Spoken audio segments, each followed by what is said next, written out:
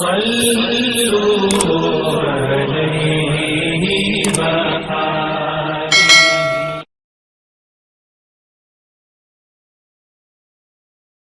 نحمدہ ونصلی ونسلم علی رسولہ الکریم اما بعد۔ دوستان محترم، آج سے انشاءاللہ مسئلہ زکوٰۃ کی تفصیل پر پارٹ بائی پارٹ آڈیوز بھیجی جائیں گی چینل پر۔ میری گزارش ہے کہ اسے مکمل سماعت کریں اور اپنے تمام سنی بھائی بہنوں تک اسے پہنچائیں تاکہ وہ بھی آپ کے ذریعے صحیح مسائل سیکھ سکیں اور شریعت مطہرہ پر عمل کر سکیں۔ اس کے پہلے میں نے ہمارے یوٹیوب چینل زکوٰۃ کی تفصیل پر ایک لمبی ویڈیو پوسٹ کی ہے، اپلوڈ کی ہے، لیکن اس میں بھی بہت سی باتیں بتانے سے رہ گئی اور کہیں کہیں زبان بہت ثقیل ہو گئی ہے جو لوگ سمجھ نہیں پا رہے ہیں۔ تو میں نے سوچا کیوں نہ عام فہم انداز میں آپ کو مسئلہ زکوٰۃ کی تمام تفصیل میں بتا دوں۔ تو آج کی نشست میں انشاءاللہ مسئلہ زکوٰۃ کی فرضیت اور قرآن کریم سے اس کے حوالے سے معلومات نہ دینے پر کیا عذابات وغیرہ ہے، اس کی تعریف وغیرہ آج کی نشست میں ہوگی۔ زکوٰۃ کہتے ہیں کہ وہ مسلمان جو صاحب نصاب ہو، اس کے حلال مال میں سے شریعت کا مقرر کیا ہوا ایک حصہ، اور اس حصے سے وہ اپنا ہر طرح کا نفع ختم کر دے، جدا کر دے، اور صرف اللہ تعالیٰ کی رضا کے لیے، اس کی خوشنودی کے لیے مسلمان فقیر کو دے دے۔ یہ زکوٰۃ کی تعریف ہے، ایک دم آسان، اور وہ فقیر سید زادہ نہ ہو۔ زکوٰۃ کو لغت کے اعتبار سے لغوی تعریف زکوٰۃ کی یہ ہے: مال کی طہارت اور مال کی بڑھوتری۔ چونکہ زکوٰۃ بقیہ مال کے لیے معنوی طور پر طہارت اور بڑھوتری کا سبب بنتا ہے، اس لیے اسے زکوٰۃ کہا جاتا ہے۔ زکوٰۃ مسلمانوں پر ہجری 2 میں فرض ہوئی ہے، اور نبی کریم صلی اللہ تعالی علیہ وسلم نے پھر صحابہ کرام سے مال زکوٰۃ لینا شروع کیا اور فقراء مساکین پر اس کو خرچ کرنے کا سلسلہ شروع ہوا۔ زکوٰۃ کا فرض ہونا قرآن کریم سے ثابت ہے۔ اگر کوئی زکوٰۃ کی فرضیت کا انکار کرے تو وہ کافر ہے۔ جی ہاں، چنانچہ نبی کریم علیہ السلام کے دنیا ظاہری سے جانے کے بعد جب حضرت ابو بکر خلیفہ اول ہوئے اور آپ کے زمانے میں کچھ قبائل نے زکوٰۃ کا انکار کیا اور مرتد ہوئے، تو آپ نے ان سے جہاد کے لیے لشکر کو روانہ فرمایا۔ تو اس موقع پہ حضرت عمر نے کہا، کیا کلمہ پڑھنے والوں سے بھی جہاد کیا جائے گا؟ حضرت ابو بکر نے فرمایا کہ جو نماز اور زکوٰۃ میں فرق کرے، ابو قحافہ کا بیٹا ان سے ضرور لڑائی کرے گا۔ اللہ کی قسم، اگر ان پر اونٹ کی ایک رسی فرض ہو جائے زکوٰۃ کے لیے اور وہ دینے سے انکار کرے، تب بھی میں ان سے لڑوں گا۔ زکوٰۃ کے حوالے سے اللہ کے حبیب علیہ السلام کا ارشاد گرامی ہے۔ پیارے آقا علیہ السلام فرماتے ہیں کہ اسلام کی بنیاد 5 باتوں پر ہے۔ پہلی بات یہ کہ اللہ تعالیٰ اس بات کی گواہی دینا کہ اللہ کے سوا پرستش کے لائق، پوجا کے لائق، عبادت کے لائق کوئی نہیں ہے، اور محمد اللہ کے رسول ہیں۔ دوسرا یہ نماز قائم کرنا، پھر یہ زکوٰۃ دینا، پھر یہ حج کرنا، اور پھر یہ کہ رمضان کے روزے رکھنا۔ قرآن کریم میں نماز کے ساتھ ملا کر زکوٰۃ کا 32 مقامات پہ ذکر آیا ہے، اور علیحدہ تو کئی بار آیا ہے۔ ارشاد خداوندی ہے، وَأَقِیمُوا الصَّلَاةَ وَآتُوا الزَّکَاةَ، نماز قائم کرو اور زکوٰۃ دو۔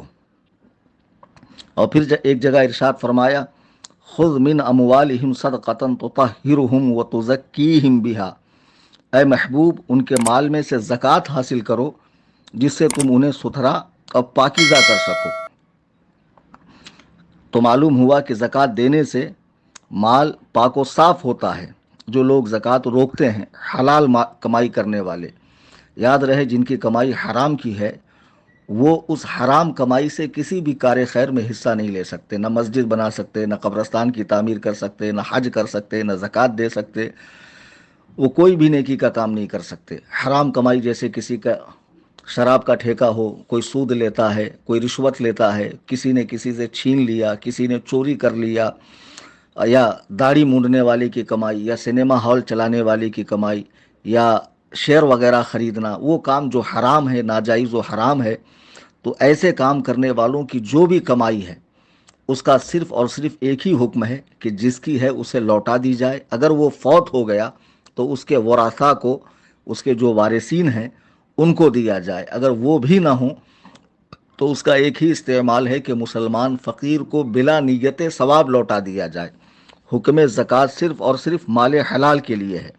اب جن کو اللہ نے اپنے فضل سے، اپنے کرم سے مال حلال سے نوازا ہے اور اس کے باوجود وہ زکوٰۃ نہیں دیتے، آناکانی کرتے ہیں، زکوٰۃ کے لیے، زکوٰۃ دینے سے بچتے ہیں، مالوں کو جوڑ جوڑ کے رکھتے ہیں، وہ اس ارشاد خداوندی سے سبق حاصل کرے۔ سورہ توبہ کی آیت نمبر 34 اور 35 میں رب کا ارشاد ہے، اور وہ جو جوڑ کر رکھتے ہیں سونا اور چاندی اور اسے اللہ کے راہ میں خرچ نہیں کرتے، انہیں خوشخبری سناؤ دردناک عذاب کی کہ جس دن وہ تپایا جائے گا، یعنی بروز قیامت جہنم کی آگ میں، پھر ان سے داغیں گے ان کی پیشانیاں اور کروٹیں اور پیٹیں۔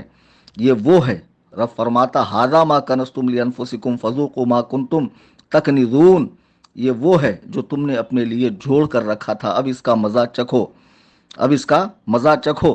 اور ایک جگہ ارشاد فرمایا جو بخل کرتے ہیں اس چیز میں جو اللہ نے انہیں اپنے فضل سے عطا کی ہے، ہرگز اسے اپنے لیے اچھا نہ سمجھیں، یہ خیال نہ کرے کہ یہ میرے لیے بہتر ہے، بلکہ یہ ان کے لیے برا ہے۔ ان قریب وہ جس میں بخل کیا تھا، قیامت کے دن ان کے گلے کا طوق ہوگا، ان کے گلے کے اندر طوق ہوگا۔ اور زکوٰۃ روکنے والوں کے سلسلے میں اللہ کے حبیب علیہ الصلاۃ والسلام کا ارشاد گرامی ہے، میرے آقا علیہ الصلاۃ والسلام فرماتے ہیں کہ زکوٰۃ، جو قوم زکوٰۃ نہ دے اللہ تعالیٰ اسے قحط میں مبتلا فرماتا ہے، طرح طرح کے قحط میں مبتلا ہو جاتی ہے۔ اور ایک مقام پر ارشاد فرمایا جب لوگ زکوٰۃ کی ادائیگی کو چھوڑ دیتے ہیں تو اللہ تعالیٰ بارش کو روک لیتا ہے۔ آج کئی علاقوں میں پانی کی قلت محسوس کی جا رہی ہے، اور کتنے تو ایسے علاقے جہاں لوگ گندا پانی پینے پر مجبور ہیں۔ تو حضور ارشاد فرماتے ہیں کہ جب لوگ زکوٰۃ دینا چھوڑ دیں تو اللہ تعالیٰ بارش کو روک لیتا ہے۔ اگر زمین پر چوپائے موجود نہ ہوتے، یہ چار پیر والے جانور، تو آسمان سے پانی کا ایک قطرہ بھی نہ گرتا۔ یہ سنن ابن ماجہ کی حدیث ہے۔ اور ایک جگہ جس کے راوی حضرت عبداللہ ابن مسعود ہے، حضور نے زکوٰۃ نہ دینے والوں پر لعنت فرمائی ہے، لہٰذا مسلمان ہونے کی حیثیت سے ہر مسلمان مرد و عورت جن پر زکوٰۃ فرض ہے کسی عالم دین سے رابطہ کریں، زکوٰۃ کے مسائل کو سمجھیں اور اپنی زکوٰۃ وقت مقررہ پہ ادا کر دیں، ورنہ یاد رکھیں کئی مقامات پہ زکوٰۃ نہ دینے کے سلسلے میں کئی احادیث ہیں، اور قرآن کریم میں بھی کئی مقامات پہ ارشاد فرمایا گیا ہے۔ صاحبان عقل کے لیے چند باتیں ہی بہت ہوتی ہے، اس لیے میں نے مختصراً عرض کیا۔ کل انشاءاللہ الرحمن زکوٰۃ کس قسم کے مال پر، کن کن لوگوں پر فرض ہوتی ہے اور کن کو دیا جائے گا، اور آج کے جو جدید مسائل ہیں انشاءاللہ وہ بھی ڈسکس کیے جائیں گے۔ میری گزارش ہے کہ آڈیو کو مکمل سماعت کر کے اس چینل سے زیادہ لوگوں کو جوڑیں، تو کل کی آڈیو کے اندر انشاءاللہ مسائل زکوٰۃ کا بیان ہوگا۔ اللہ تعالی ہم سب کو دین حق پر استقامت نصیب فرمائے، آمین ثم آمین، بجاہ النبی الکریم۔